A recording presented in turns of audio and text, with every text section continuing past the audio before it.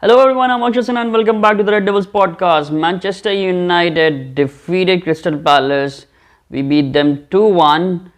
We are on a great run and Old Trafford is again a fortress now. But man, what a match it was.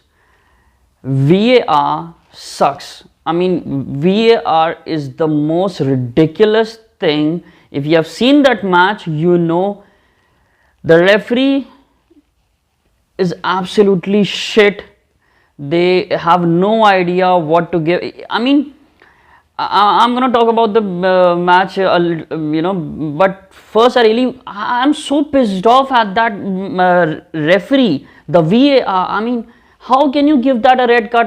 I understand that his hands were around his Casemiro's hands were around his neck, Hughes, but he wasn't choking him. It was simply a shoving off. And if you're going to give Casemiro a red card for that incident, which was considered as a violent conduct, why are you not giving Schlupp, the person, the asshole who started all this? Last time, Andy Carroll took that, made that tackle, and still he wasn't even booked. And this time, when Casemiro, who is not even the person who started this this violent misconduct, is given a red card because of that incident, because his arms were around his neck.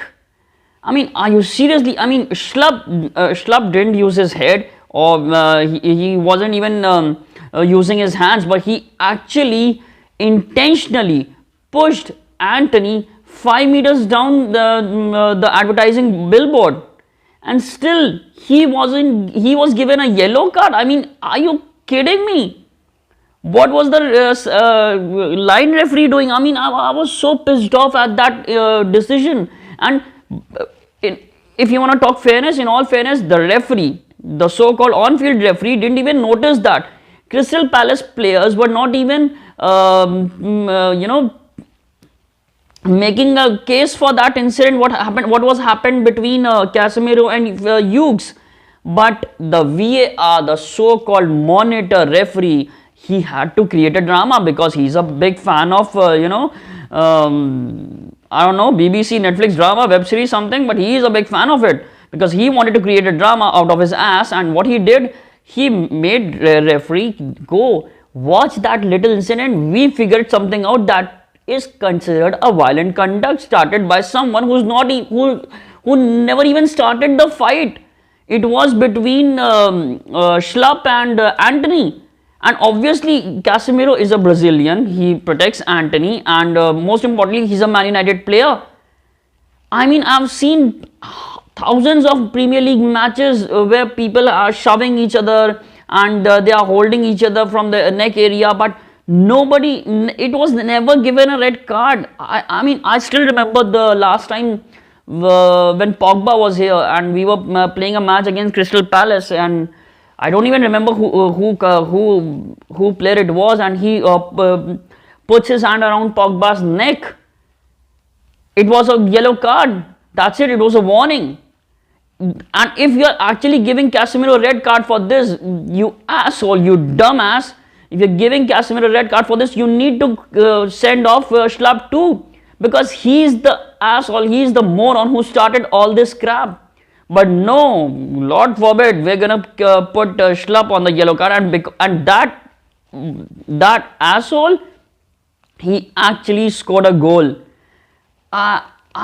Unbelievable. I'm stunned right now. The kind of VAR decisions are actually being made in Premier League this season. They are absolutely joke. They are mockery of what Premier League has been for past decade. How can you send Casemiro on that incident, which was considered as a violent conduct? How can you send him off for that? No Crystal Palace player was appealing for it. Even not Phil Hughes was appealing for that. But no, the VAR referee had to do something. He had to speak out of his ass. And now because of that debauchery, because of that asshole, now Casemiro will face a 3-match ban. He'll be back. I guess he'll be back for Barcelona, but I don't think so. I think he won't be here for at least Leeds and Leicester games. So that's gonna be a big blow for us. I really wanted to talk. I really wanted to talk about the players, the match, Erik ten Hag, but that incident. I don't even have words to say something for that, because it was actually a big joke. It was obvious that Crystal Palace was pissed off because it was 2-0 and they were actually losing that game. They couldn't even touch the ball in our penalty area, in our 18-yard box, and then it was obvious that they were not able to do anything. Patrick Vieira is big of an asshole. I used to admire Patrick Vieira when he was a footballing legend from Arsenal, but now he's just another piece of crap. Just like ex-pundits, just like any other football manager who thinks he's above everything, who thinks he knows everything that's happening on the football field. I have seen n number of matches where some other player has put his arms around Patrick Vieira's neck. I've seen Patrick Vieira do that to Man United player, and still Patrick Vieira was appealing for that. He was actually happy with that, and he was appealing for another foul that was happened with Garnacho. Are you kidding me, you big moron? You may be a footballing legend, you may be Arsenal player, must be sticking up their noses in your ass, but I don't give a fuck about it. It was literally joke. The way that match was, because definitely we are playing good, and if you have seen this match, you know that Man United players were tired. In the last half an hour, we were actually tired. We didn't play very good. We played very good. The fatigue was actually visible in the squad, because we are the only team in Premier League who's playing 3 weeks in 3 matches in 1 week. After every 3 days we have a match, because we are the only team who's playing Europa League. We are the only team who's playing FA Cup, Carabao Cup, and now Premier League. So every single thing about that incident is just making me peel off my face, because how can you send Casemiro off just because he puts his arms around his neck? And if you're sending him off, you need to send Schlupp off, because that asshole started this whole thing. And nobody, last time Andy Carroll did that, he wasn't even booked. This time Schlupp did that, and Schlupp was just given a yellow card. And for God's sake, Anthony was given a yellow card too. I don't know what Anthony did wrong over there. He was the one who got penalized because Schlupp sent him off around 5-10 meters to the advertising billboard, and still, if he's trying to shove him off, he's given a yellow card for that. I just don't get it. And we won. Definitely we won the match, and I'm really happy about it, because we were not playing that good in the last half an hour. And Sabitzer debuted. He got his debut on the Old Trafford, and he played a very great game.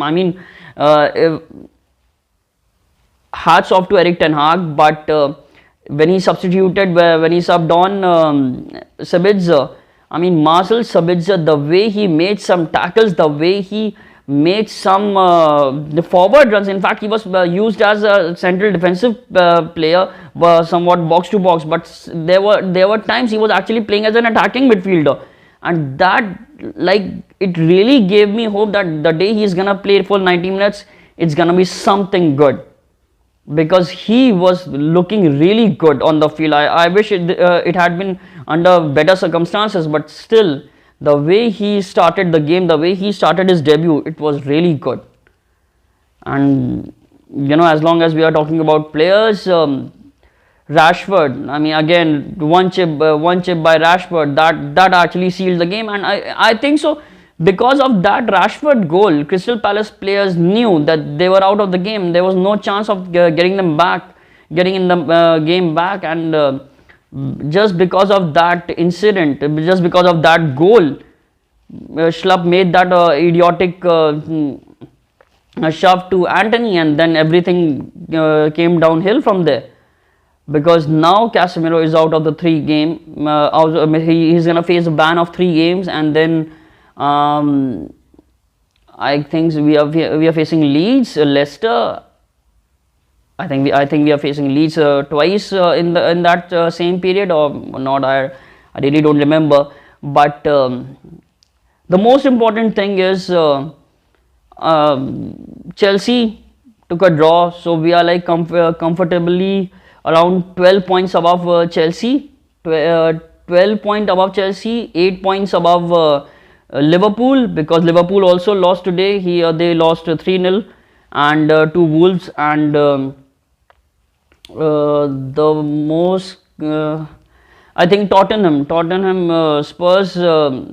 I think Spurs have a game with Man City tomorrow, so let's hope Man City defeats Spurs. I mean, I don't want Man City to win the league, because I'm really hoping that Arsenal win the league, because let's face it, we have a record of winning 3 Premier Leagues in a row. We don't want Man City to do that, but Arsenal lost today, and because our motive of winning top 4, being in the top 4 is more important for me, so I'm gonna hope that Spurs lose their match tomorrow against Man City, and we are still 6 games above Tottenham. We are still 6 points. I'm sorry, we are still 6 points above Tottenham, who are actually on the 5th place. We are on 3rd, and if Newcastle loses tonight, they'll be at 4th, and we'll be on 3rd. And I don't think so Brighton or any other team are gonna challenge for top 4. So if Spurs lose tomorrow, we'll be quite comfortable. I think the top 4 will be guaranteed, but still you never know with Man United, and the way the players are looking tired, and the way fatigue is hitting us at this juncture of the game, that's really gonna be very tricky for us, and very troublesome too. Because like we have been, every Man United fan has been saying around the world that we lack squad depth. We don't have squad depth, and definitely Sabitzer was good today. But what happens if Bruno picks up a knock? What happens if Rashford picks up a knock? Martial was today again not anywhere near the first team. He wasn't even on the bench. Weghorst started this game. I mean, we signed Weghorst as a backup Anthony Martial, and now Anthony Martial is basically invisible. And this is what I have been saying again and again. Anthony Martial is just like us, hookers, hanging upside down a pole. You don't know when it's gonna fall off, and that's the most worrisome part. We need a number 9 who can actually play, because Weghorst is 6 feet guy, and still he wasn't even able to win headers against a 5'10", 5'9" guy. So that's really a disappointing thing. He can't run that fast. He made some couple of great moves. He even attempted a header. So he's kind of a fine guy, but we really need a clinical number 9 who can actually score goals in and out of the game, and that what worries me. But as long as we are in the top 4, we win a couple of trophies by the end of the season, I'll be happy with it. But yeah, the Casemiro subbing off was disgraceful. Casemiro red card was actually disgraceful, and I really don't want to talk about it anymore, because let's face it, we won the match. We are at number 3 right now, and if Newcastle loses the game tonight, we'll be on the 3rd position by the end of this week. So let's hope that happens. Anyways, I'm gonna wrap this up. Thank you guys for watching the show. Please take care of yourself. Please, I've been saying this again and again, like the video, press the bell icon, support the channel, subscribe to it, and if you have friends who are a Man United fan, share this video with them. Soon we're gonna upload some more videos if there's any rumors floating around the club about the new owners, because now there's news that Glazers are not willing to sell, because they are in no hurry, because they are seeing what is happening on the pitch, and everybody is happy because they believe Ten Hag is gonna make this club great again. so they can get more money if they're gonna sell it after a year or maybe 5-6 months later. So that's also something very disappointing for Man United fans who were expecting new owners. I mean, I still believe that we're gonna get new owners by the end of March, but you never know with Glazers. They are the biggest brats the footballing world could ever see, so you never, let's hope for the best. Until then, glory Man United. Please guys, subscribe to the channel. Thank you for watching the show. Bye bye.